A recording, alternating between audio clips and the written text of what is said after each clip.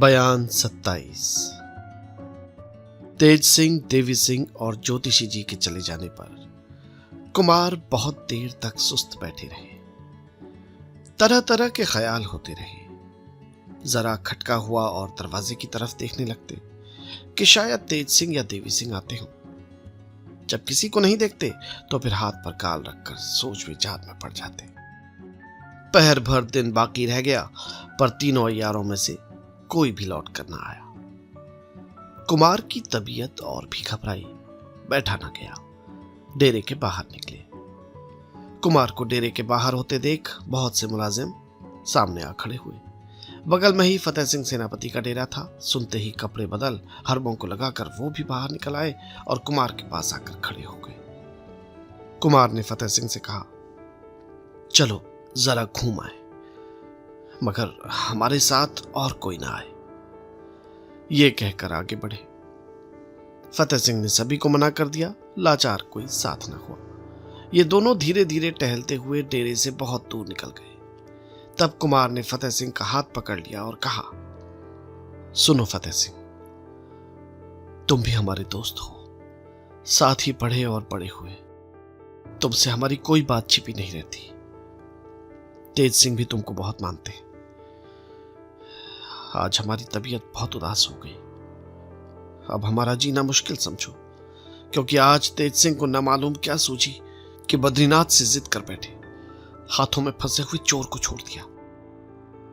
न जाने अब क्या होता है। किताब हाथ लगे या न लगे, तिलिस्म टूटे या न टूटे, चंद्रकांता मिले या तिलिस्म ही में तड़प तड़प कर मर जाए।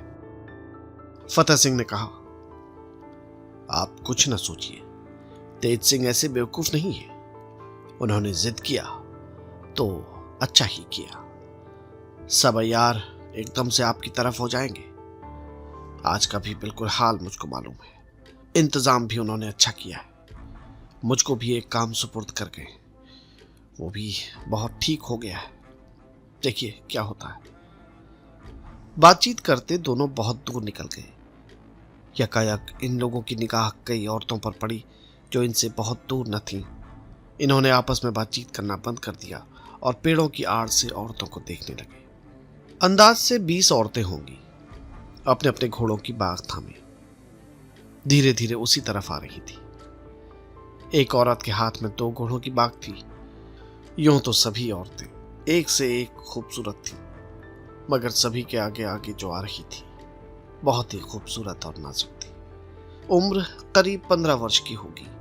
पोशाक और जेवरों से यही मालूम होता था कि जरूर किसी राजा की लड़की है। सिर से पांव तक जवाहरात से लदी हुई, हर एक अंग उसके सुंदर और सुडौल। गुलाब सा चेहरा दूर से दिखाई दे रहा था।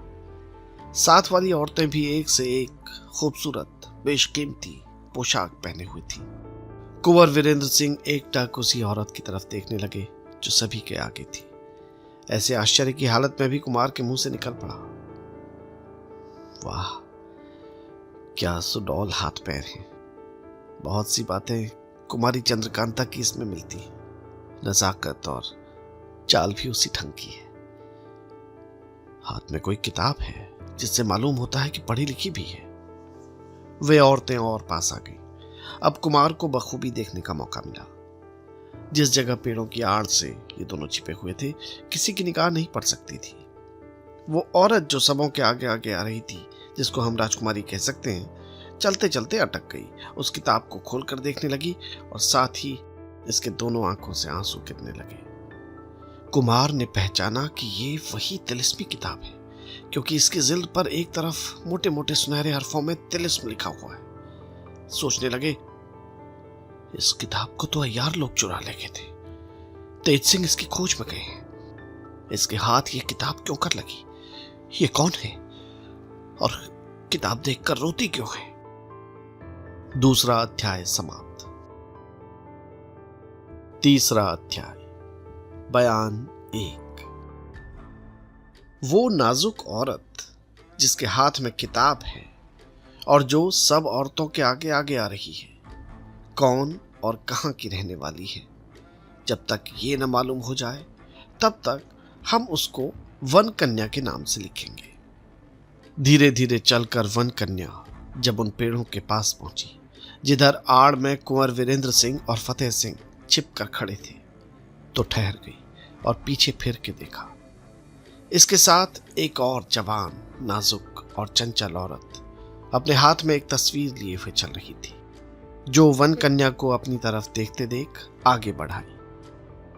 वन कन्या ने अपनी किताब उसके हाथ में दे दी और तस्वीर उससे ले ली। तस्वीर की तरफ देख लंबी सांस ली, साथ ही आंखें डबडबाई, बल्कि कई बूंद आंसुओं की भी गिर पड़ी। इस बीच में कुमार की निगाह भी उसी तस्वीर पर जा पड़ी।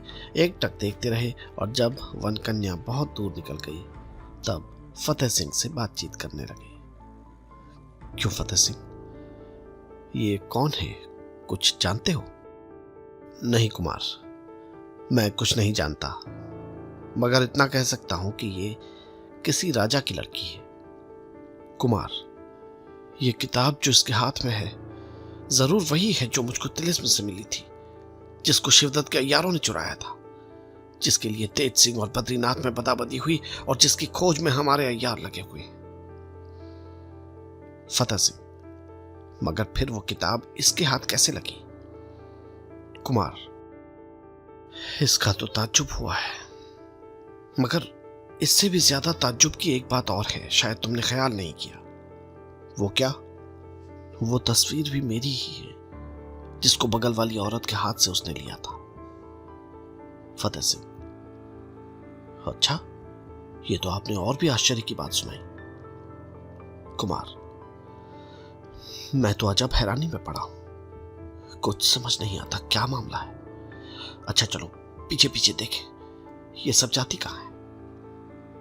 फतेह सिंह, चलिए। कुमार और फतेह सिंह उसी तरफ चले जिधर वे औरतें गई थी। थोड़ी ही दूर गए होंगे कि पीछे से किसी ने आवाज दी। फिर के देखा तो तेज सिंह पर नजर पड़ी। ठहर गए। जब पास पहुंचे उन्हें घबराए हुए और बदहोशो हवास देखकर पूछा, क्यों तेज सिंह, क्या है जो ऐसी सूरत बनाए हो? तेज सिंह ने कहा, है क्या, बस हम आपसे जिंदगी भर के लिए जुदा होते हैं। इससे ज्यादा न बोल सके, गला भराया, आंखों से आंसुओं की बूंदें टपाटप गिरने लगी। तेज सिंह की अधूरी बात सुन और उनकी ऐसी हालत देखकर कुमार भी बेचैन हो गए, मगर ये भी कुछ न जान पड़ा कि तेज सिंह के इस तरह बेदिल होने का क्या सबब है। फतेह सिंह से इनकी ये दशा देखी न गई। अपने रुमाल से दोनों की आंखें पोंछी। इसके बाद तेज सिंह से पूछा, आपकी ऐसी हालत क्यों हो रही है? कुछ मुंह से तो कहिए, क्या सबब है जो जन्म भर के लिए आप कुमार से जुदा होंगे?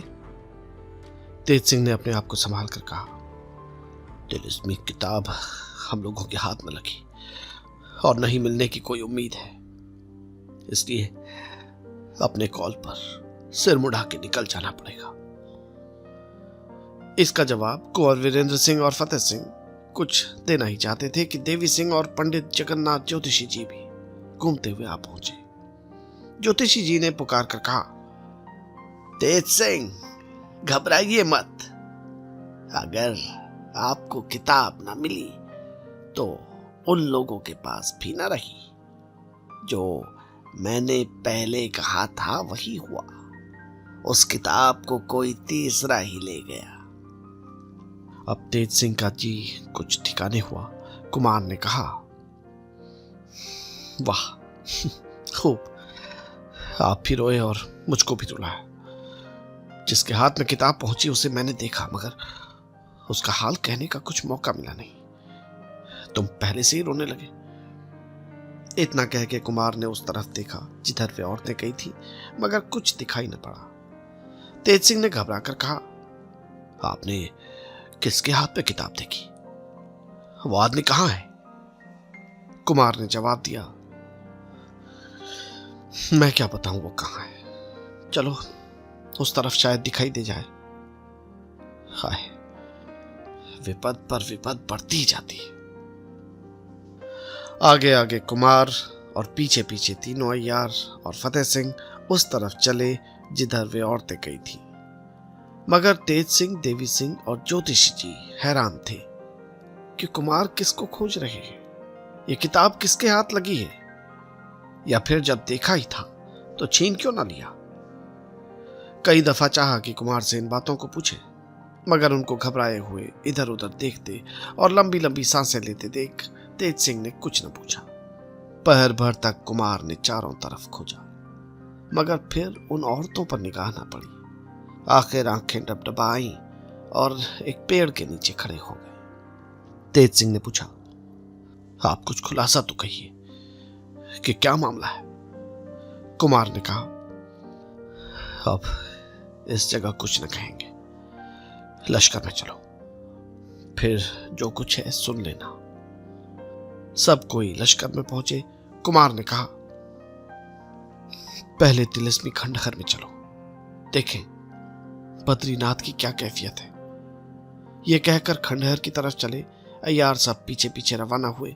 खंडहर के दरवाजे के अंदर पैर रखा ही था कि सामने से पंडित बद्रीनाथ, पन्नालाल वगैरह आते दिखाई पड़े। कुमार, ये देखो वो लोग इधर ही चले आ रहे हैं, मगर है ये बद्रीनाथ छूट कैसे गए। तेज सिंह, बड़े ताज्जुब की बात है। देवी सिंह, कहीं किताब उन लोगों के हाथ तो नहीं लग गई? अगर ऐसा हुआ तो बड़ी मुश्किल होगी। फतेह सिंह, इससे निश्चिंत रहो, वो किताब इनके हाथ अभी तक नहीं लगी। हाँ, आगे मिल जाए तो मैं कह नहीं सकता, क्योंकि अभी थोड़ी देर हुई है, वो दूसरे के हाथ में देखी जा चुकी। इतने में बद्रीनाथ वगैरह पास आ गए। पन्नालाल ने पुकार के कहा, क्यों तेज सिंह, अब तो हार गए ना? तेज सिंह, हम क्यों हारे? बद्रीनाथ, क्यों नहीं हारे, हम भी छूट गए और किताब भी ना दी। तेज सिंह, किताब तो हम पा गए, तुम चाहे अपने आप छूटो या मेरे छुड़ाने से छूटो, किताब पाना ही हमारा जीतना हो गया। अब तुमको चाहिए कि महाराज शिवदत्त को छोड़कर कुमार के साथ रहो। बद्रीनाथ, अच्छा, हमको वो किताब दिखा दो, हम अभी ताबेदारी कबूल करते हैं। तेज सिंह, तो तुम ही क्यों नहीं दिखा देते? जब तुम्हारे पास नहीं है तो साबित हो गया कि हम पा गए। बद्रीनाथ, बस बस बस, हम बेफिक्र हो गए। तुम्हारी बातचीत से मालूम हो गया कि तुमने किताब नहीं पाई और उसे कोई तीसरा ही ले उड़ा। अभी तक हम डरे हुए थे। देवी सिंह, फिर आखिर हारा कौन, ये भी तो कहो। बद्रीनाथ, कोई भी नहीं हारा। कुमार, अच्छा, ये तो कहो कि तुम छूटे कैसे। बद्रीनाथ, बस ईश्वर ने छुड़ा लिया, जानबूझ के कोई तरकीब नहीं की गई। पन्नालाल ने उसके सिर पर एक लकड़ी रखी, उस पत्थर के आदमी ने मुझको छोड़ लकड़ी पकड़ी। बस मैं छूट गया, उसके हाथ में वो लकड़ी अभी तक मौजूद है। कुमार, अच्छा हुआ, दोनों की ही बात रह गई। बद्रीनाथ, कुमार, मेरा तो जी चाहता है कि मैं आपके साथ रहूं, मगर क्या करूं, नमक हरामी नहीं कर सकता, कोई तो सबब होना चाहिए। अच्छा, अब मुझे आज्ञा दो तो विदा हो। कुमार, अच्छा जाओ। ज्योतिषी, अच्छा, हमारी तरफ नहीं होते न सही, मगर अय्यारी तो बंद करो। तेज सिंह, वाह ज्योतिषी जी, आखिर वेद पाठी ही रहे, अय्यारी से क्या डरना, ये लोग जितना जी चाहे जोर लगा रहे। पन्नालाल, खैर देखा जाएगा, अभी तो जाते हैं, जय माया की। तेज सिंह, जय माया की। बद्रीनाथ वगैरह वहां से चले गए। फिर भी कुमार तिलिस्म में न गए और अपने डेरे में चले आए। रात को कुमार के डेरे में सब अय्यार और फतेह सिंह इकट्ठा हुए। दरबानों को हुक्म दिया कि कोई अंदर ना आने पाए। तेज सिंह ने कुमार से पूछा, कुमार आप बताइए, किताब किसके हाथ में देखी थी? वो कौन है? और आपने किताब लेने की कोशिश क्यों नहीं की? कुमार ने जवाब दिया, तेज सिंह, ये तो मैं नहीं जानता कि वो कौन है, लेकिन जो भी हो, अगर कुमारी चंद्रकांता से बढ़ के नहीं है तो किसी तरह कम भी नहीं है। उसके हुस्न ने मुझे उससे किताब छीनने न दी। तेज सिंह, ताज्जुब है, कुमारी चंद्रकांता से और उस किताब से क्या संबंध? खुलासा कहिए तो कुछ मालूम हो। कुमार, अब क्या कहें, हमारी तो अजब हालत है। तेज सिंह, कुमार आपकी विचित्र ही दशा हो रही है, कुछ समझ में नहीं आता। फतेह सिंह, आप तो इनके साथ थे, आप ही खुलासा हाल कहिए। ये तो 12 दफा लंबी सांस लेंगे तो 1.5 बात कहेंगे। जगह जगह तो इनको इश्क पैदा होता है, एक बला से छूटे नहीं, दूसरी खरीदने को तैयार हो गए। फतेह सिंह ने सब हाल कह सुनाया। तेज सिंह बहुत हैरान हुए कि वो कौन थी और उसने कुमार को पहले कब देखा, कब आशिक हुई और तस्वीर कैसे उतरवा मंगाई। ज्योतिषी जी ने कई दफा रमल फेंका, मगर खुलासा हाल मालूम न हो सका। हाँ, इतना कहा कि किसी राजा की लड़की है। आधी रात तक ये सब लोग बैठे रहे, कोई काम न हुआ। आखिर ये बात ठहरी कि जिस तरह बने उन औरतों को ढूंढना चाहिए। सब लोग अपने डेरे में आराम करने चले गए। रात भर कुमार को वन कन्या की याद ने सोने न दिया। कभी उसकी भोली भाली सूरत याद करते, कभी उसकी आंखों से गिरे हुए आंसुओं के ध्यान में डूबे रहते। इसी तरह करवटें बदलते और लंबी सांस लेते रात बीत गई, बल्कि घंटा भर दिन चढ़ाया, पर कुमार अपने पलंग पर से न उठे। तेज सिंह ने आकर देखा तो कुमार चादर से मुंह लपेटे पड़े हैं, मुंह की तरफ का कपड़ा बिल्कुल गीला हो रहा है। दिल में समझ गए कि वन कन्या का इश्क पूरे तौर पर असर कर गया है। इस वक्त नसीहत करना भी उचित नहीं। आवाज दी, कुमार आप सोते हैं कि जागते हैं? कुमार, नहीं, जागते तो है। तो फिर उठे क्यों नहीं? आप तो रोज सवेरे ही स्नान पूजा से छुट्टी कर लेते हैं, आज क्या हुआ? नहीं, कुछ नहीं, कहते हुए कुमार उठ बैठे। जल्दी जल्दी स्नान से छुट्टी पाकर भोजन किया। तेज सिंह वगैरह इनके पहले ही सब कामों से निश्चिंत हो चुके थे। उन लोगों ने भी कुछ भोजन कर लिया और उन औरतों को ढूंढने के लिए जंगल में जाने को तैयार हुए। कुमार ने कहा, हम भी चलेंगे। सभी ने समझाया कि आप चलकर क्या करेंगे, हम लोग पता कर लाते हैं, आपके चलने में हमारे काम का हर्ज होगा। मगर कुमार ने कहा, कोई हर्ज नहीं होगा, हम फतेह सिंह को अपने साथ लेते चलते हैं। तुम्हारा जहां जी चाहे घूमना, हम उसके साथ इधर उधर फिरेंगे। तेज सिंह ने फिर समझाया कि कहीं शिवदत्त के अय्यार लोग आपको धोखे में न फंसा लें, मगर कुमार ने एक न माना। आखिर लाचार होकर कुमार और फतेह सिंह को साथ लेकर जंगल की तरफ रवाना हुए। थोड़ी दूर घने जंगल में जाकर उन लोगों को एक जगह पर बैठाकर तीनों अय्यार अलग अलग उन औरतों की खोज में रवाना हुए। अय्यारों के चले जाने पर कुंवर वीरेंद्र सिंह फतेह सिंह से बातें करने लगे, मगर सिवाय वन कन्या के कोई दूसरा जिक्र कुमार की जबान पर न था। कुंवर वीरेंद्र सिंह बैठे फतेह सिंह से बातें कर रहे थे कि एक मालिन जो जवान और कुछ खूबसूरत भी थी, हाथ में जंगली फूलों की डाली लिए कुमार के बगल से इस तरह निकली जैसे उसको ये मालूम ही नहीं कि यहाँ कोई है। मुंह से कहती जाती थी, ओफो, आज जंगली फूलों का गहना बनाने में देर हो गई, जरूर कुमारी खफा होंगी, देखें क्या दुर्दशा होती है। इस बात को दोनों ने सुना। कुमार ने फतेह सिंह से कहा, मालूम होता है ये उन्हीं की मालिन है, इसको बुला के पूछो तो सही। फतेह सिंह ने आवाज दी। उसने चौंक कर पीछे देखा। फतेह सिंह ने हाथ के इशारे से फिर बुलाया। वो डरती कांपती उनके पास आ गई। फतेह सिंह ने पूछा, तो कौन है और फूलों के गहने किसके वास्ते लिए जा रही है? उसने जवाब दिया, मैं मालिन हूं, ये नहीं कह सकती कि किसके यहाँ रहती हूँ और ये फूल के गहने किसके वास्ते लिए जाती हूँ। आप मुझको छोड़ दें, मैं बहुत गरीब हूँ, मुझे मारने से कुछ हाथ ना लगेगा। हाथ जोड़ती हूँ, मेरी जान मत लीजिए।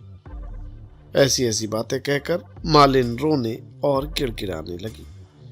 फूलों की डलिया आगे रखी हुई थी जिसकी तेज खुशबू फैल रही थी। इतने में एक नकाबपोश वहां पहुंचा और कुमार की तरफ मुंह करके बोला, आप इसके फेर में न पड़े, ये अय्यार है।